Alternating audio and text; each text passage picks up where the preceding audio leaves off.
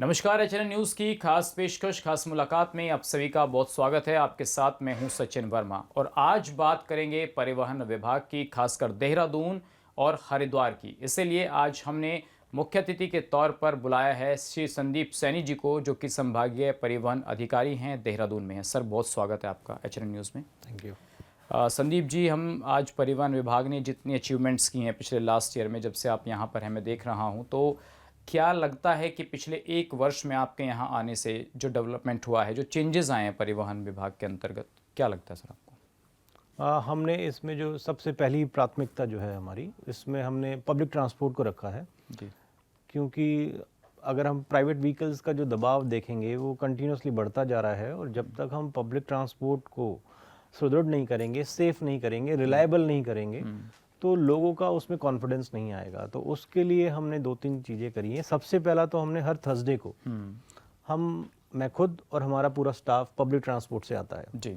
City bus, Vikram, magic, जो भी हमारे शहर के अंदर अवेलेबल है, जी। घर से निकल के ऑफिस तक आते हैं, शाम को वापस भी जाते हैं। इससे एक रियलिटी चेक हमारे को हर हफ्ते होता है कि कितनी अभी उसमें कमियां बाकी हैं जिसको हमें ठीक करना है। क्योंकि अगर हम कंफर्टेबल जब फील करेंगे उसमें जाने के लिए, तो लोगों को भी हम कैसे प्रेरित कर इट सकते मीन्स हैं। कि आप कह रहे हैं कि हम लोगों को एनकरेज कर रहे हैं कि ज़्यादा से ज़्यादा पब्लिक ट्रांसपोर्ट को यूज़ कीजिए, और इसके लिए आप हर थर्सडे, आपका पूरा डिपार्टमेंट बाय पब्लिक व्हीकल से आता है, पब्लिक ट्रांसपोर्ट से आता है। बहुत अच्छी पहल है सर आपकी। तो इसमें कितना कामयाब हो पा रहे हैं? नहीं, इसमें हमारे 2-3 चीज़ें जो हमारे को अच्छा इसमें रिजल्ट मिले हैं। सबसे पहले हमने जो ये शहर में जो विक्रम्स चल रहे हैं, हमने अभी इनका विक्रमों का एक ड्राइव चलाया जिसमें वेरिफिकेशन करवाया है, जिसमें पुलिस वेरिफिकेशन भी कराया है। वो तो एक पार्ट हो गया डॉक्यूमेंट्स का, जो हमारे ड्राइवर्स का। लेकिन व्हीकल का हमने उसकी कंडीशंस जो थी उसमें उसका टेक्निकल इंस्पेक्शन करवा के, उसमें हमने डेंटिंग पेंटिंग करवा के कि जो रोड पे चल रही है गाड़ी साफ सुथरी चलेगी, तो लोगों को भी एक ये लगेगा कि हाँ, ये वही गाड़ी है, लेकिन अभी थोड़ी साफ है।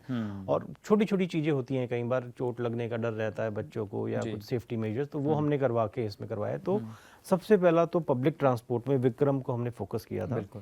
तो एक ये हमारे को एक हम कहेंगे 5% भी अगर हुआ है तो उसमें एक सुधार की तरफ हम जा रहे हैं जी।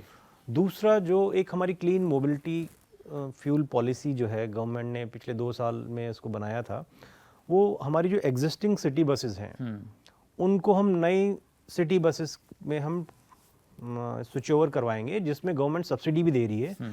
तो वो प्रोजेक्ट लटक गया था किन्हीं कारणों से, तो अभी हमने उसको एक्सपेडाइट जब किया तो वो हमारा सॉफ्टवेयर बन गया है, और हमारी लगभग 6 से 7 बसें लगभग तैयार हो गई हैं। उनका सब्सिडी के लिए उन्होंने अप्लाई भी कर दिया है। तो इलेक्ट्रिक बसेस होंगी सर वो? नहीं, इलेक्ट्रिक नहीं है। अच्छा। These are Euro 6 buses, but नई बसेस होंगी। उसमें जीपीएस लगा होगा, उसमें कैमरा होगा। आपको जो हमारी इलेक्ट्रिक बसेस में होती हैं वो सारी सुविधाएं सेम उसी तरीके से मिलेंगी उसमें। तो जब पब्लिक ट्रांसपोर्ट अच्छा होगा तो आप और हम भी सब उस पर जाने के लिए थोड़ा प्रयास कर सकते हैं। संदीप जी, हम लगातार देख रहे हैं कि पॉल्यूशन एक बहुत मेजर आजकल कॉज हो गया है लिविंग स्टैंडर्ड्स में। दिल्ली में हम लोग देख रहे हैं GRAP4 लगाया गया है, ग्रैप 4। तो इसी तरीके से देहरादून का AQI लेवल भी इस बार बहुत हाई रहा। विक्रम्स का आपने जिक्र किया, नई बसेस का आपने जिक्र किया। आपको नहीं लगता कि विक्रम्स के जो पॉल्यूशंस है वो इतना ज़्यादा आजकल हो रहा है कि वो ब्लैक धुआं जो मार रहे हैं सड़कों पर, और उसको लेकर बहुत बार आवाज़ भी उठाई गई है जी। तो उनके पॉल्यूशन मेजर्स को ध्यान में रखते हुए, या स्कूल बसेस के जो पॉल्यूशन मेजर्स हैं, या और बसेस जो चल रही हैं, ट्रक चल रहे हैं, उसको लेकर कोई आपने काम किया हो? इसमें हम 2 तरीके से काम कर रहे हैं। पहला तो जैसे पब्लिक ट्रांसपोर्ट की हम बात कर रहे थे, जो हमारे विक्रम्स हैं, इसको हमने एक फेज़ वाइज में हटाने के लिए प्लान किया था।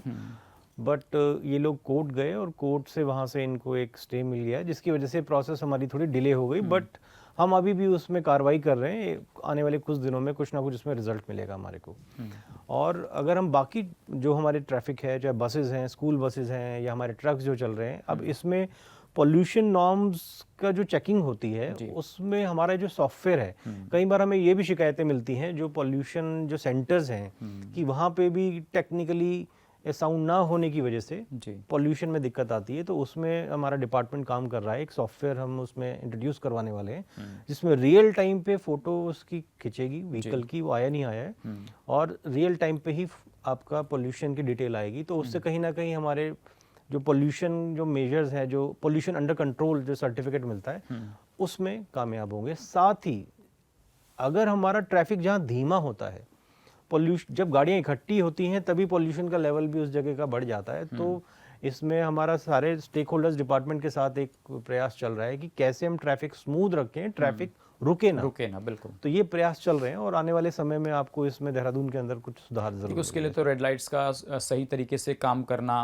वहाँ पर कर्मचारियों की अवेलेबिलिटी होनी चाहिए, ट्रैफिक व्यवस्था, तो वो मुझे दिखाई नहीं देती है। मैं देहरादून का अगर जिक्र करूँ तो कहीं पर देखिए, जैसे अभी हम रास्ते में थे तो कारगी पर जो है रेड लाइट चल रही थी, अचानक बंद हो गई तो वहाँ इतना लंबा जाम लग गया। ऐसे ही देहरादून के जो रेड लाइट्स हैं वहाँ पर कोई सही सिग्नल काम नहीं करते हैं तो वहाँ बहुत लंबा जाम लगता है। जी, इसमें जो हमारा जो रेड लाइट का जो मेन पार्ट है वो स्मार्ट सिटी के थ्रू पुलिस डिपार्टमेंट देखता है। और ये सारे एआई अनेबल्ड हमारी रेड लाइट्स लगी हैं काफ़ी सारी, जो साथ के साथ ही ट्रैफिक को रीड करके रेड लाइट का ड्यूरेशन डिसाइड करते हैं। जी। लेकिन अभी उसमें कुछ टेक्निकल ग्लिचेस आ रहे हैं, उसको थोड़े दिनों में पुलिस डिपार्टमेंट की अभी मीटिंग हुई थी, उसमें वो लोग कह रहे हैं कि हम इसको सुधारीकरण करेंगे, तो ये समस्या भी हमारी दूर हो जाएगी। संदीप जी, एक जैसे सवाल अभी आपने कहा कि स्कूल बसेस का, जो माँ बाप अपने बच्चों को स्कूल भेजते हैं उनको लगना चाहिए कि नहीं उनके बच्चे एक सेफ़ व्हीकल में बैठे हैं। कई बार क्या होता है कि जिस व्हीकल की डेट होनी चाहिए वो उसका रिन्यूअल नहीं करा पाते हैं। पॉल्यूशन का भी आपने बता ही दिया कि पॉल्यूशन के लिए हम क्या कर रहे हैं। एक जो उसकी हेल्थ होनी चाहिए व्हीकल की, वो कई बार उससे भी ज़्यादा एक्सीड कर लेते हैं और उसको लेकर के विभाग के अंदर बहुत से ऐसे लोग बैठे हैं बाहर जो पैसा दे करके उनको ठीक करा देते हैं। तो वो सेफ्टी मेजर्स आप किस तरीके से दे रहे हैं स्कूल के बच्चों को, गाड़ियों को? इसमें जो स्कूल फिटनेस वगैरह जिसको हम बोलते हैं। हाँ बिल्कुल, जो स्कूल जो बसेस हैं उसमें डिपार्टमेंट का स्पेशल फोकस रहता है। और अगर आप फिटनेस की बात करेंगे तो अभी गवर्नमेंट ऑफ इंडिया ने, अभी जैसे हमारे मैनुअल फिटनेस हुआ करती थी वो टोटली बंद हो गई है। अब ऑटोमेटेड फिटनेस सेंटर्स पे ही फिटनेस होती है।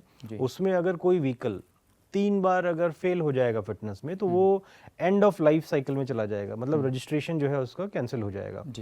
तो मैनुअल से अब हम ऑटोमेटिक मोड में गए हैं, तो उसमें 5 ऐसे मॉड्यूल्स हैं जिस पे आपके व्हीकल का टेस्ट होता है। तो आने वाले समय में इसका रोड पे इफेक्ट ज़रूर दिखेगा मैनुअल से जब भी हम ऑटोमेटिक मोड में जाते हैं, क्योंकि मशीन टेस्ट करेंगी, वहाँ कोई डिस्क्रिशन नहीं होगा। जी।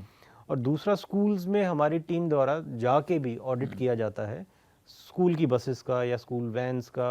अभी हमने लास्ट ईयर भी करवाया था कि वो मानक को पूरे कर रहे हैं कि नहीं कर रहे, क्योंकि स्कूल के बच्चों का जो ट्रांसपोर्टेशन है वो पहली प्राथमिकता पे आता है। तो सर एक बात ये भी है कि जैसे विक्रम का हम जिक्र करते हैं, अगर हम उत्तराखंड के कंपैरिजन में उत्तर प्रदेश को देखें तो वहाँ जो स्टेट्स लगते हैं नियर बाय, तो वहाँ ये विक्रम और ये येलो कलर के ऑटोज ये सब बंद हो गए हैं लगभग। जो गवर्नमेंट व्हीकल्स चल रहे हैं वो सिर्फ गवर्नमेंट की बसेस चल रही हैं, उत्तर प्रदेश परिवहन या फिर उत्तराखंड परिवहन जो डीजल से चलती हैं। बाकी अगर आप देखेंगे तो ई रिक्शाज आ गए हैं, ऑटो आ गए हैं सीएनजी के, इलेक्ट्रिक व्हीकल्स को ज़्यादा प्रमोट कर रही हैं अदर गवर्नमेंट्स। तो आपको लगता है, जब मैं देहरादून को देखता हूँ तो मुझे ऐसा क्यों नज़र नहीं आता, आज भी पुराना शहर नज़र आता है, वही पुराने व्हीकल्स, वही पुरानी चीज़ें? नहीं, उसी के संदर्भ में मैंने अभी आपको बताया कि विक्रम को हम फेज आउट करके नए व्हीकल से शिफ्ट करना चाहते थे, लेकिन ये जो विक्रम वाले हैं ये लोग हाई कोर्ट गए। हाई कोर्ट ने, क्योंकि जो एज डिसाइड होती है किसी भी व्हीकल की वो सेंट्रल गवर्नमेंट करता है, स्टेट गवर्नमेंट डिसाइड नहीं कर सकता, तो उस एवज में हाई कोर्ट ने उस पर स्टे कर दिया कि इन व्हीकल्स को अभी फेज आउट हम इसलिए नहीं कर पा रहे हैं, लेकिन हम एक दूसरी पॉलिसी पे काम कर रहे हैं। इन फ्यूचर आपको देखने को मिलेगा विद इन 1 to 2 years हम इनको शिफ्ट करके दूसरे व्हीकल्स, नए व्हीकल्स पे जो पॉल्यूशन फ्री होंगे और सेफ होंगे, उस पे हम इनको लेके जाएंगे। एक सर बड़ा सवाल जो आम जनता से जुड़ा हुआ होता है कि भाई मुझे ड्राइविंग लाइसेंस बनवाना है। सबसे ज़्यादा काम जो हम देखते हैं कि भाई डीएल बनवाने का ही होता है आम जनता का, या फिर किसी ने नई गाड़ी ली है। अब तो ज़्यादातर गाड़ियाँ आप देखते हैं कि शोरूम से ही कागज़ वगैरह सब तैयार होकर के आते हैं, वो उस बिल में ही ऐड कर देते हैं। बिल्कुल। दूसरा बड़ा काम होता है कि किसने गाड़ी ली उसको ट्रांसफ़र कराना है अपने नाम। तो इन दो चीज़ों में हम देखते हैं कि बहुत ज़्यादा करप्शन की बातें सामने आती है। जो एजेंट्स बाहर बैठे होते हैं उनको अलाउड तो होता नहीं बैठने का, थोड़े दिन कार्रवाइयाँ होंगी उसके बाद फिर वो वहीं आ जाएंगे टेबल लेकर के। इसमें मैं बताना चाहूँगा 2 चीज़ें हैं। सबसे पहला, अगर हम ड्राइविंग लाइसेंस की बात करें तो मैं हमेशा पब्लिक से ये अपील करता हूँ कि आपको बायोमेट्रिक्स खुद देने हैं, कोई दूसरा आपकी जगह बायोमेट्रिक्स नहीं दे सकता है। आपको टेस्ट में भी स्वयं ही बैठना है और आप ऑनलाइन अप्लाई कर सकते हैं। गवर्नमेंट ने आपको फैसिलिटी दी हुई है, आप घर से आप अप्लाई कर सकते हैं, ऑनलाइन आप मोबाइल से कर सकते हैं, आप ऑनलाइन कहीं घर से भी कर सकते हैं, आप किसी सीएससी सेंटर्स पे जाके भी कर सकते हैं और नेट कैफ़े पे भी जाके कर सकते हैं। तो आपके पास 3-4 ऑप्शन है, आप कहीं से भी कर सकते हैं, पहली बात। जी। तो इसकी कोई वेबसाइट है? बिल्कुल, हमारी जो www.parivahan.gov.in ये हमारी सरकारी वेबसाइट है। ठीक है। इस पे जाके ऑनलाइन सर्विसेज में सारथी, जी। सारथी मतलब लाइसेंस सर्विसेज, आप उसको सिलेक्ट करेंगे, ठीक है। तो उसमें वर्क फ्लो आता रहेगा। आपको जो भी डीएल रिलेटेड सर्विसेज में आपको अप्लाई करना है, आप अप्लाई करें। ठीक है। क्योंकि आपको बायोमेट्रिक्स खुद करना है, आपको टेस्ट खुद देना है, तो अब मैं लास्ट ईयर से तो मैं खुद देख रहा हूँ कि लर्निंग लाइसेंस में अगर जब टेस्ट देने आते हैं लोग खुद पास या फेल, वो टेस्ट में जब 15 में से 9 क्वेश्चंस उनके आ रहे हैं, अगर वो 9 क्वेश्चंस आ जाते हैं तो they are pass, they are declared as pass. ठीक है। हमने उसमें एक इंटरवेंशन ये करवाया है कि कई लोग ऐसे होते हैं जिनको थोड़ा कंप्यूटर फ्रेंडली नहीं होते, तो उसमें एक एनजीओ के माध्यम से हमने सारे ऑफिसेज में एक सीएसआर बॉक्स लगवाया है। उसमें आप वहाँ जाके आपको एक मॉक टेस्ट करवाया जाता है। पहले आपको कुछ साइंस वगैरह दिखाए जाते हैं, वीडियो दिखाई जाती है साइंस वगैरह की, और उसके बाद मॉक टेस्ट करवाया जाता है ताकि आप टेस्ट के समय कंफर्टेबल रहें और टेस्ट दे सकें वहाँ पर। तो इसमें लाइसेंस के लिए तो मैं आपको कह सकता हूँ कि लाइसेंस में पूरी पारदर्शिता के साथ काम किया जा रहा है। और अगर आप जब परमानेंट ड्राइविंग का टेस्ट देखेंगे तो आप हमारा जो झाझरा में है वो without any human intervention test होता है। आप जाएंगे वहाँ पर कैमरा लगे हुए हैं, कोई साथ में नहीं बैठेगा, वो एल्गोरिथम है, आप पास हुए या फेल हुए उसी एल्गोरिथम से आपका सारा डिसाइड हो जाएगा जी। आप कोई ना तो हमारा इंटरवेंशन है उसमें, ना हमारे टेक्निकल ऑफिसर का, ना जो हम सॉफ्टवेयर चला रहे हैं मारुति वाले उनका। साथ ही हमारा हरिद्वार और ऋषिकेश ऑफिस में भी ऑटोमेशन जो ट्रैक है, ड्राइविंग टेस्टिंग ट्रैक, वो बन चुका है, कैमरेज वगैरह वहाँ भी लग चुके हैं, और आप थोड़े दिन में देखेंगे वहाँ पर भी ये पूरी प्रोसेस चालू। एक सवाल सर ये है कि जो आप प्राइवेट टेस्टिंग की बात कर रहे हैं, वहाँ पर एक ऐसी फीस ली जाती है कि वो किसी प्राइवेट संस्था को दे दिया जाता है कि आप इसमें ड्राइविंग का टेस्ट लीजिए, जिसमें गाड़ी को चला करके किसी भी को दिखाना होता है जिसको ड्राइविंग लाइसेंस बनवाना है, तो वहाँ पर एक बहुत मोटी फीस वसूली जा रही है। तो ड्राइविंग लाइसेंस कंप्लीट बनवाने के लिए क्या फ़ीस है और कितना उनको पे करना होता है? क्योंकि हम देख रहे हैं कि प्राइवेट अगर आप जा रहे हैं किसी संस्था के पास तो 6-6 हज़ार रुपये ले रहे हैं। नहीं, इसीलिए मैं कह रहा हूँ आपको, जैसे अगर आप लर्निंग लाइसेंस की बात करेंगे, लर्निंग लाइसेंस में आपकी 400 फीस है with user charges. User charges nominal 50 रुपये होते हैं, आप खुद अप्लाई करें। और परमानेंट लाइसेंस की जो फीस है वो 1200 रुपीज़ है जी। अब आप जो बात करें 6,000 रुपये, अगर आपने किसी ड्राइविंग स्कूल को अप्लाई किया है तो ड्राइविंग स्कूल आपको 21 दिन तक गाड़ी सिखाएगा। ठीक है। उसमें सिलेबस डिफाइंड है कि आप ये सिखाएंगे, और 21 दिन तक वो आपको 12 घंटे मिनिमम आपको वो प्रैक्टिकली गाड़ी चलवा के दिखाएंगे। तो वो उनके एक्सपेंसेस, उसमें उन्होंने अपने एक्सपेंसेस, क्योंकि उनका ड्राइवर यूज़ हो रहा है, उनकी गाड़ी यूज़ हो रही है, उनका फ्यूल यूज़ हो रहा है, तो इसलिए, और उनका एस्टेब्लिशमेंट होता है, तो वो फीस वहाँ पर है। उसमें गवर्नमेंट ने कोई फीस निर्धारित नहीं करी हुई है प्राइवेट ड्राइविंग स्कूल्स की, जो आपको सिखाने के लिए होते हैं। मतलब आप ये कह रहे हैं कि किसी प्राइवेट स्कूल में जाना अनिवार्य नहीं है, अनिवार्य अगर नहीं आपको है। गाड़ी नहीं आती तो आप जाइए, उनकी फीस दीजिए। बिल्कुल बिल्कुल, आप वहाँ जो गवर्नमेंट की जो एक पैरामीटर है लाइसेंस बनवाने का, उसको पूरा कीजिए तो आप का लाइसेंस बन जाएगा। बिल्कुल, आपको इसलिए मैंने बताया लर्निंग लाइसेंस में आपको अगर आता है आप अप्लाई करें, ऑनलाइन टेस्ट होगा, सेम आप बैठे होंगे, आपका जैसी टेस्ट कंप्लीट होगा आपको पता चल जाएगा आप पास हैं फेल हैं। और हमारे सिस्टम में हर स्टेज पे मैसेज जाता है, आपकी फीस सबमिट होने पे, पास या फेल होने पे, हर स्टेज पे जाएगा। जब आपका लाइसेंस अप्रूव हो जाएगा तब भी जाएगा कि लाइसेंस अप्रूव्ड। और इनफैक्ट लर्निंग लाइसेंस के लिए आपको ऑफिस भी नहीं आना है, आप खुद घर बैठे उसको प्रिंट कर सकते हैं। आए हैं और तकनीक के हिसाब से और आने वाले वक्त में क्या कुछ चेंजेस होंगे, संदीप जी लगातार हमारे साथ बने हुए। सर, एक ऑटोमेटेड ड्राइविंग टेस्ट जिसके अभी हम बात कर रहे थे, और इसके अलावा डिजिटल ऑनलाइन सेवाएं, उसके बारे में भी सर आपने बताया। सड़क सुरक्षा को लेकर क्या विभाग काम कर रहा है, क्योंकि बहुत हादसे हम लगातार देखते हैं इस तरीके से होते हैं, और समय समय पर ट्रैफिक विभाग के साथ मिलकर आप जागरूकता अभियान भी चलाते हैं, तो कितने केसेस में कमी देख रहे हैं आप? अगर हम सड़क सुरक्षा की बात करें तो आज की डेट में हमारे परिवहन विभाग का वो बिल्कुल प्राथमिकता, फर्स्ट प्राथमिकता है जी। इसमें जो हमारे लास्ट ईयर पूरा काम हुआ है एनफोर्समेंट में, तो उसका रिजल्ट ये हुआ है कि देहरादून और हरिद्वार जिले जो जहाँ सबसे ज़्यादा एक्सीडेंट हुआ करते थे, वहाँ हमारे एक्सीडेंट्स में कमी आई है, वहाँ हमारे डेथ में कमी आई है। पूरे स्टेट के अंदर देहरादून और हरिद्वार ऐसे ज़िले हैं, मात्र ऐसे ज़िले हैं जहाँ पर एक्सीडेंट्स और डेथ में कमी आई है। उसका परिणाम सिर्फ इस वजह से है क्योंकि हमारे एनफोर्समेंट की टीम्स ने कंटिन्यूसली अपना सुबह और शाम को जो टारगेटेड किया है, क्योंकि हम एक एनालिसिस करते हैं कि एक्सीडेंट्स कब हो रहे हैं जी, कौन सी गाड़ी से हो रहे हैं। मान शाम को 6 से 9 के बीच में ज़्यादा एक्सीडेंट हो रहे हैं या मॉर्निंग में हो रहे हैं, तो वो स्पेसिफिक चेकिंग हमारी टीम द्वारा की गई हैं, जिसका परिणाम हमारे को रिजल्ट्स में भी मिला है इसमें कि एक्सीडेंट कम हुए हैं।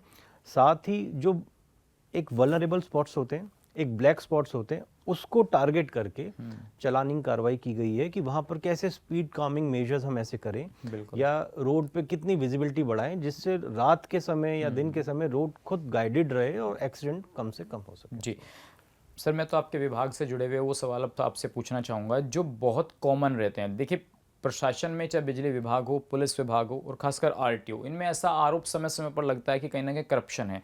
जैसा मैं भ्रष्टाचार और एजेंट संस्कृति जो है, जो ये चीज़ चल रही है कि एजेंट के बिना काम नहीं होगा, तो ये पहले से चलती हुई आ रही है। तो इसमें कितना बदलाव आपने किया कि अब किसी कोई जाएगा बाहर तो आपको उन टेबल्स पे जाने की ज़रूरत नहीं है, आप डायरेक्ट अंदर जाइए और आपका काम बिल्कुल ऐसे होगा कि जैसे कोई एजेंट ना करा रहा हो। अधिकारी से आप बात करें। मैं आपको इसी में बताना चाहता हूँ। इसमें जब हम आए तो हमने इसमें एक सिंगल विंडो सिस्टम स्टार्ट किया है कि सपोज आपको कोई काम करवाना है, आपको नहीं पता कि कौन से काउंटर पे, पहले हम करते थे कि वहाँ आपको अलग अलग काउंटर्स पे जाना पड़ता था। अगर आपका टैक्स और रजिस्ट्रेशन रिलेटेड कोई भी काम है, हमारे ऑफिस में आप आएंगे, आपको वहाँ सिंगल विंडो सिस्टम बनाया हुआ है। आप जाएं वहाँ पर अपनी फाइल रिसीव करवाएंगे, क्योंकि सेवा के अधिकार में सब सर्विसेज का टाइम दिया हुआ है।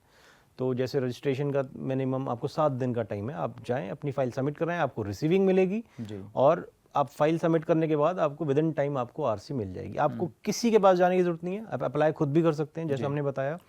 और सबसे इम्पॉर्टेंट बात, अब हम फाइल भी निकालने की जरूरत नहीं होती है, क्योंकि हमारी सारी फाइलें डिजिटाइज हो गई हैं और आप जब अप्लाई करते हैं डॉक्यूमेंट्स अपलोड होते हैं तो फाइल निकालने की जरूरत नहीं होती है। सेम डे हमारा प्रोसेसिंग होती है। हमने 2 बजे तक हमने एप्लीकेशन लेने का टाइम करा हुआ है, उसके बाद हमारी प्रोसेसिंग होती है और विद इन 2 डेज आप अपनी आरसी आके ले जा सकते हैं सेम काउंटर से। कहीं आपको नहीं जाना, सिंगल विंडो काउंटर, इसलिए हमने सिंगल विंडो सिस्टम बनाया है वहाँ पे। सर देखिए, देहरादून में कोई गाड़ी नाम कराएगा तो उसके कुछ अलग मुझे लगता है रूल्स रेगुलेशंस हैं एज़ कम्पेयर टू हरिद्वार। वहाँ कुछ और वेरिफिकेशन वगैरह का सिस्टम है, तो उसमें डिफरेंसेस क्यों आ रहे हैं? नहीं, इसमें अभी क्योंकि कुछ समय से अभी आपने देखा होगा देश के विभिन्न हिस्सों में कुछ घटनाएं हुई थी जो कई बार ऐसा महसूस हुआ उसमें विदाउट वेरिफिकेशन जो है गाड़ियों के ट्रांसफ़र हो गए या किसी ने किसी का एड्रेस लगा दिया होगा। उसको हमने एज अ प्रिकॉशनरी मेजर मानते हुए मैंने ही यहाँ से एक आदेश किया कि पूरे संभाग में एक रूपता लाने के लिए, जैसा भी आपने कहा, कि हम वेरिफिकेशन करवाएंगे जिनका एड्रेस यहाँ का नहीं है, जो यहाँ का मूल निवासी नहीं है। सपोज अगर वो अपना गाड़ी का रजिस्ट्रेशन करवाना चाहता है, रजिस्ट्रेशन होगा लेकिन जस्ट आफ्टर अ वेरिफिकेशन, ताकि पता चल जाए कि वो व्यक्ति वाकई में वहाँ रह रहा है या उसने किसी का आईडी ऐसे ही मिसयूज करके लगा दिया है। सिर्फ इसलिए हम लोगों ने यहाँ पर इस प्रक्रिया को इन्वॉल्व करवाया। तो इसमें पुलिस विभाग को आपने ऐड कर लिया, पुलिस उसकी वेरिफिकेशन करेगी जो लोकल थाना होगा। बिल्कुल, उसमें पहचान ऐप है पुलिस की, तो पुलिस से हमने वेरिफिकेशन करवाते हैं। जैसे भी हमने अभी ये विक्रम ड्राइव किया है, उसमें भी 50 से 60 लोग ऐसे थे जो बाहर के थे, उनको हमने कहा कि आप अपना वेरिफिकेशन खुद करवा के लाएं।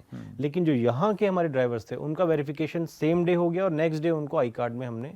तो सर ये देहरादून के लिए भी है, ऋषिकेश के लिए भी, हरिद्वार के लिए भी, या सिर्फ हरिद्वार ऋषिकेश में अभी इसको? नहीं, हमने पूरे संभाग में मतलब आप देहरादून जिला, हरिद्वार जिला और विकास ये टिहरी और उत्तरकाशी, क्योंकि हमारे 7 ऑफिसेज इसके अंदर आते हैं, हमने एक रूपता के लिए, ताकि ऐसा ना हो जैसे अभी आपने कहा कि देहरादून में अलग नियम है, क्योंकि मोटर व्हीकल एक्ट सेम है थ्रू आउट पैन इंडिया, लेकिन सिर्फ टैक्सेशन में हम उत्तराखंड का टैक्सेशन सिस्टम इज डिफरेंट, तो इसलिए हमने एक रूपता के लिए ये पॉलिसी जारी करी है। इसमें जो आप कह रहे हैं वेरिफिकेशन के लिए, तो हमने जैसा अभी कुछ टाइम पहले कुछ वहाँ लोगों से बात की तो उन्होंने कहा कि भाई साहब आपका अगर यदि बाहर का है तो यहाँ 8-10 हज़ार रुपये लगते हैं और आप इसको करा लीजिए, फिर वेरिफिकेशन में आपको आना भी नहीं पड़ेगा। तो ये चीज़ें जो हैं इनमें कितना सुधार कर, देखिए एकदम से मैं कहूँ ख़त्म हो जाएगा, नहीं, सुधार ही हो सकता है धीरे धीरे। नहीं, इसी के लिए हम बता रहे हैं कि जो आप अगर आज से 20 साल पहले के डिपार्टमेंट्स को देखेंगे और आज देखेंगे, जब ऑनलाइन सर्विसेज का जब इंटरवेंशन हुआ है कि आप घर बैठे फीस भी कटा सकते हैं, डॉक्यूमेंट्स अपलोड कर सकते हैं,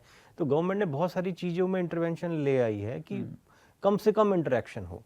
और बात अब जब वेरिफिकेशन की जब बात आ रही है, और इसमें वेरिफिकेशन में देखिए, वेरिफिकेशन हम नहीं कर रहे हैं जी, वेरिफिकेशन पुलिस डिपार्टमेंट करेगा, या अगर हमारे को किसी पे संदिग्ध ऐसा लगता है कि कोई मैटर संदिग्ध है तो हमने बोला है कि आप सो मोटो उस पर वेरिफिकेशन करवाएं। तो वेरिफिकेशन का टाइम होता है, सपोज अब पुलिस को भी हम वेरिफिकेशन के लिए देंगे तो लगभग 4 से 5 दिन उसको टाइम लगता है।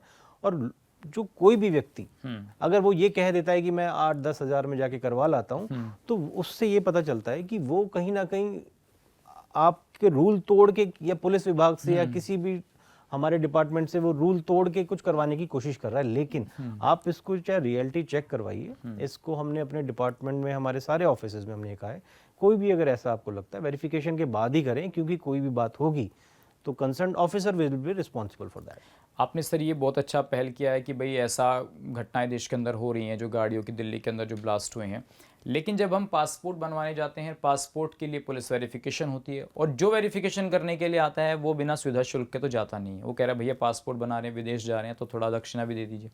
ठीक ऐसे ही आपको नहीं लगता कि इसमें पुलिस को और अधिकार दे दिया गया है कि आप भ्रष्टाचार में संलिप्त हो जाइए? मैं तो बहुत केसेस देख रहा हूँ हरिद्वार में। हर चीज़ को हम इससे जोड़ के ना देखें, क्योंकि जब हम वेरिफिकेशन की बात करते हैं तो मैंने ही, जब मैं ARTO था, कुछ केसेस ऐसे देखे कि आपने लोन लिया, आपने वहाँ वोटर ID कार्ड लगाया, वोटर ID कार्ड में भी फेक, क्योंकि उस समय तक हमारे पास उसको एक इंटीग्रेशन सिस्टम नहीं था कि हमने आपका नाम डाला और हमारे पास डिटेल आ गई।